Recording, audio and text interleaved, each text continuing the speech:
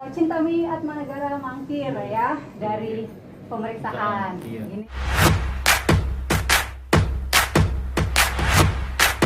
Jelaskan kemarin kan seharusnya diperiksa ya sebagai saksi Ibu Cintami. Nah ini alasan kenapa kemarin tidak datang ke Polres Selatan?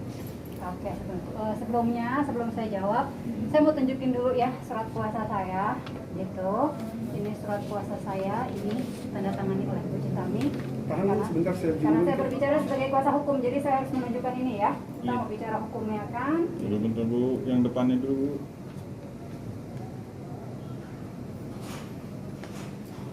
Ini.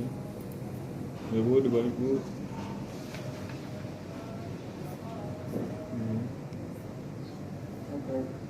Yuk.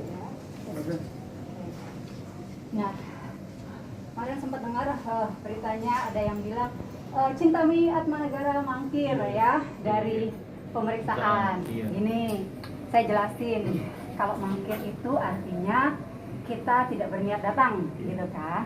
Tapi hari itu kami menyampaikan surat. Nah, ini surat yang kami kirim ke Polres Jakarta Selatan yang isinya minta penjadwalan ulang.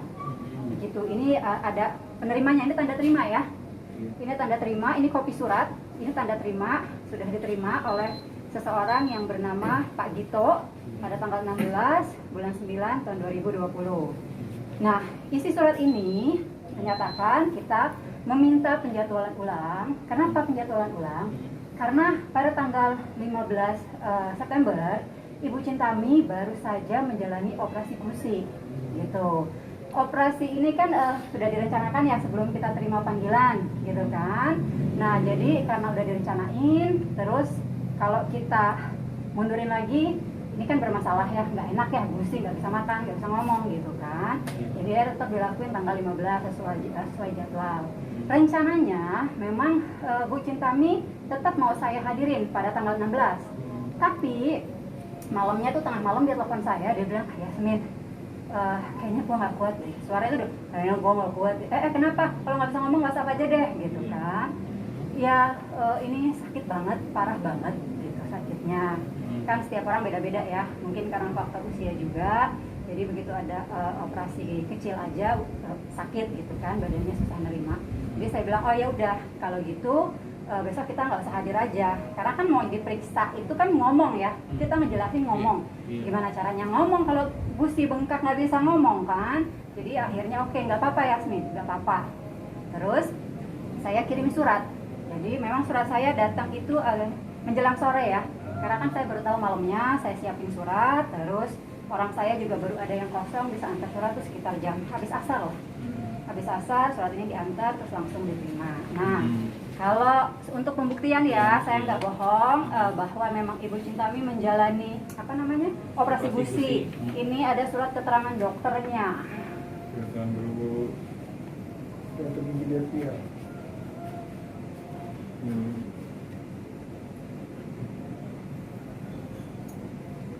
Itu operasi tanggal berapa, Bu? Tanggal 15. Memang di sini surat keterangan 2 hari ya, 16, 17. Iya. Gitu. Nah, dalam surat saya minta dijadwalkan ulang. Saya sebutkan tanggal memang, tapi saya juga bilang dalam surat saya, atau kalau tidak bisa pada tanggal yang saya minta, maka boleh kapan saja sesuai dengan waktunya penyidik, seperti itu. Jadi ini udah beres ya, artinya kita tidak mangkir, kita melakukan penjadwalan ulang, seperti itu. Oke. Nah, di sini juga boleh ya saya sedikit meluruskan gini. Dalam video yang beredar sejak pertama kali bahwa Deyani ini disebut sebagai pegawai atau karyawan, gitu kan ya. Nah, pegawai atau karyawan itu harus dibuktikan dengan adanya surat kontrak kerja, gitu. Nah, di sini Deyani bukan, saya mau meluruskan, di sini Deyani bukan karyawan atau pegawai seperti yang dikatakan. Kenapa sih penting banget saya luruskan? Oh iya, penting banget. Karena saya melihatnya di sini penggiringan opini yang jelek ya. Karena banyak tulisan nih yang saya lihat. Anak Cintami Atmanegara menganiaya karyawannya sendiri. Kejam banget nggak sih? Kejam banget dong kan? Nah jadi kok karyawan aja dia niaya apalagi orang lain. gitu dong. Ada orang berpikir yang begitu ya. Jadi perlu saya jelaskan di sini bahwa dia bukan karyawan. Kalau dia menyatakan bahwa dirinya karyawan atau pegawai, mohon buktikan surat kontrak kerja yang ada. Atau bilang nggak punya surat kontrak kerja, ya udah kan dia bilang 2,5 bulan ya udah bekerja gitu kan. Ya udah berarti kan kalau namanya orang bekerja digaji dong awal bulan atau akhir bulan. Punya nggak sih bukti transferan itu kalau dia bekerja selama 2,5 bulan kami gaji gitu. Di sini dia benar-benar awalnya tinggal di rumah Cintami Atmanegara karena kebaikan hati Cintami untuk memberikan tumpangan gitu. Dan di awal nih kalau dibilang dia diusir gitu kan, sadis sekali ya. Cintami Atmanegara mengusir karyawannya sendiri. Wah, sadis banget tuh. Saya kasih tahu di sini sejak awal ada kesepakatan atau perjanjian. Cintami sudah menjelaskan, Dea, kamu boleh tinggal di sini di kamar penjahit, tapi hanya selama penjahit saya di kampung.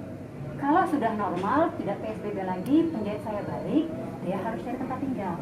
Nah, pada tanggal 30 Juli, Cintami memberitahu kepada dia dengan baik-baik. Bahasanya begini nih, saya tiruin ya. Ya, tante mohon maaf, pakai kata mohon maaf gitu. Penjahit tante mau datang. Kapan tante? Kalau nggak besok mungkin lusa. Jadi dia tolong cari tempat tinggal lain. Mungkin dia bisa hubungi keluarga. Namanya orang kan kita pasti punya keluarga dong. Boleh om, tante, temen. Nggak punya tante. Gitu. Terus biasalah kemudian dia menantang, bukan nantang ya.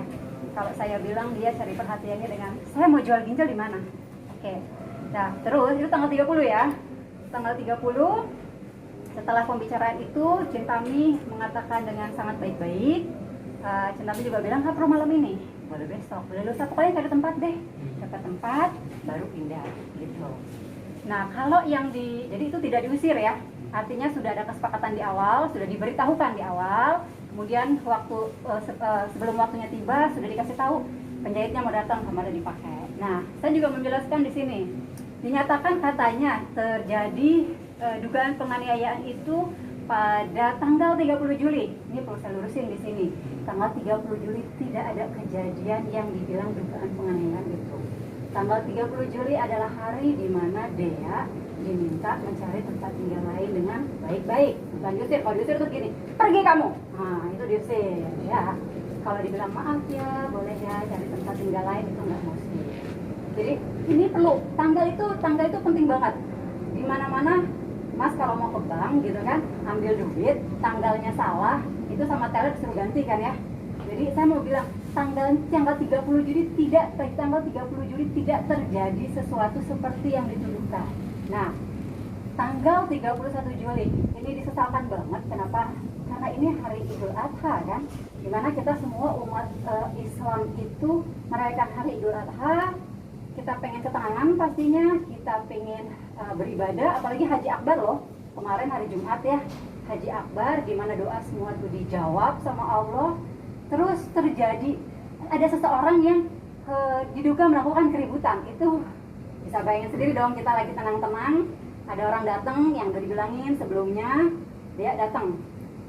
Kalau dia memang dibilang kan waktu saya memang hari itu sudah pengen pamit. Oke. Kenapa kalau memang mau pamit kok nggak langsung ke kamarnya beres-beres baju, tapi kenapa ke atas seperti itu? Terus sampai kan logikanya gini, kenapa sih mesti dia bilang kan disyarat, bahasanya itu nggak disyarat.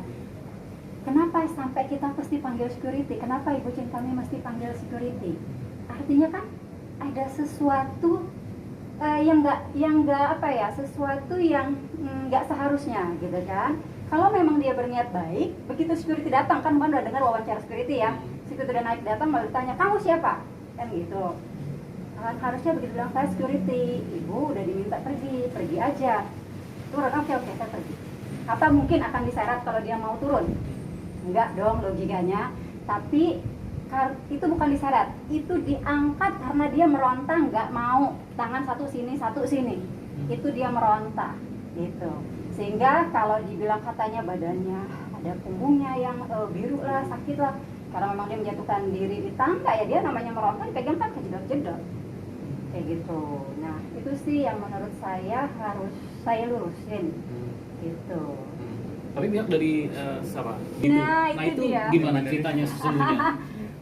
Buat semua orang yang kenal Cintami pasti nggak akan percaya kalau Cintami itu bisa ngomong syukurin loh, nggak akan mungkin percaya.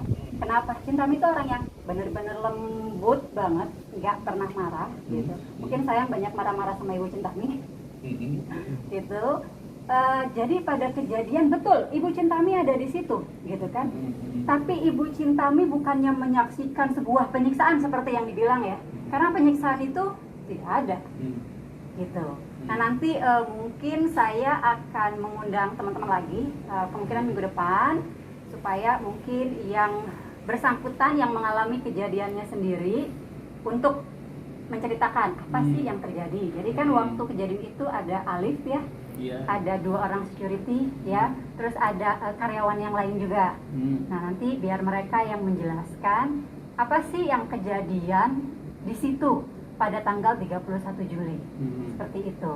Ya nanti semuanya tahu apa benar ada penyiksaan gitu kan, penendangan, diseret, di segala macemin seperti itu. Termasuk juga kan luka di pelipisnya juga sendiri. Kalau dari keterangan yang saya dengar ya, dari keterangan orang rumah yang saya dengar, dari keterangan orang rumah itu karena Dea tidak mau diminta keluar dengan sendirinya, kemudian Dea itu dibawa oleh security. Nah di tangga ini dia memang berontak-berontak. Sampai sekarang bekas tangan sama bekas tendangan dia di tembok juga masih ada itu. Gitu kan, kalau dipegang 2 kiri kanan, begitu dia berontak ngangkat kakinya, dia berusaha nggak mau turun lah. Intinya gimana ya, kalau orang nggak mau turun kan dia pegangan kemana aja supaya nggak turun gitu kan, supaya nggak dibawa keluar dari rumah itu gitu. Dan dia juga teriak-teriak, saya nggak mau keluar dari rumah ini, saya nggak mau keluar itu. Tapi nanti lengkapnya seperti apa, biar semua ya, biar yang nerangin itu orang-orang yang ada di kejadian pada saat itu. Karena takutnya kalau saya nyampein mungkin ada kata-kata yang lebih atau kata-kata yang kurang.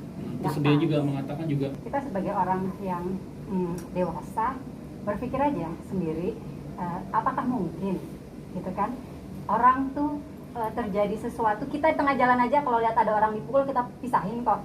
Jadi apakah mungkin ada orang yang kita kenal terus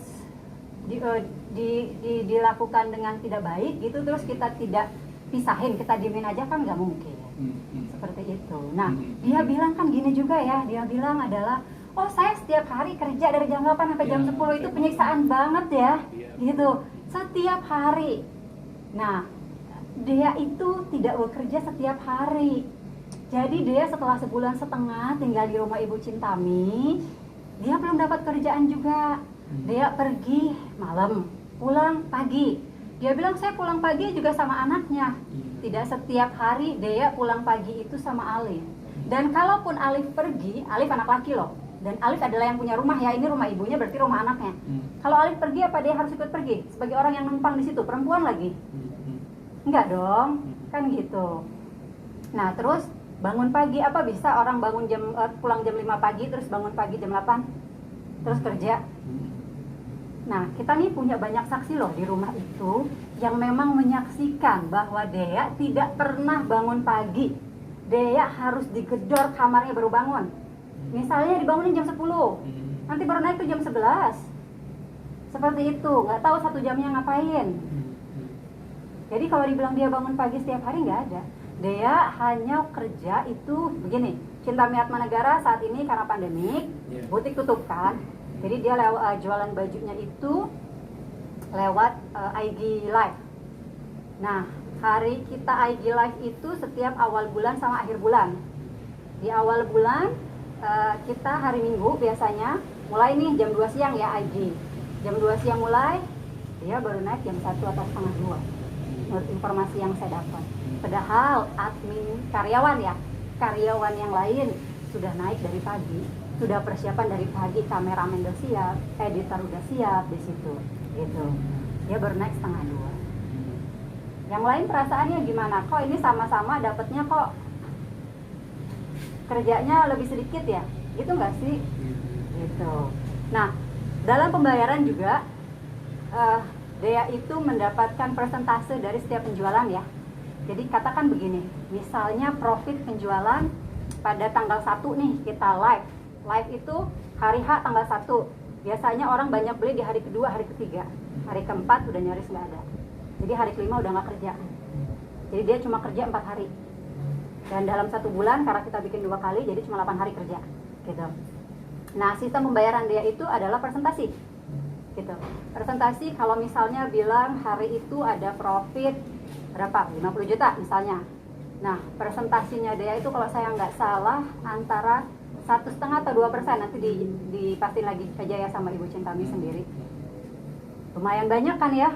Kalau kita bilang 30 juta aja, 1,5% atau 2% udah berapa? Nah, kebanyakan yang saya tahu 2 kali ini kemarin dia jadi admin, ada yang dapatnya hampir 800, cuma 4 hari kerja ya, 800.000. Ada yang dapatnya lebih dari 800, gitu, 800-an lah, gitu. Untuk 4 hari kerja, jadi dalam 1 bulan dia 2 kali jadi admin itu sekitar 1,6 dia dapat. Lumayan dong, kan gitu. Ini bukan karyawan ya, karena kalau karyawan itu ada gajinya lagi sendiri, ada presentasinya juga. Jadi Bu Cintami itu cukup adil.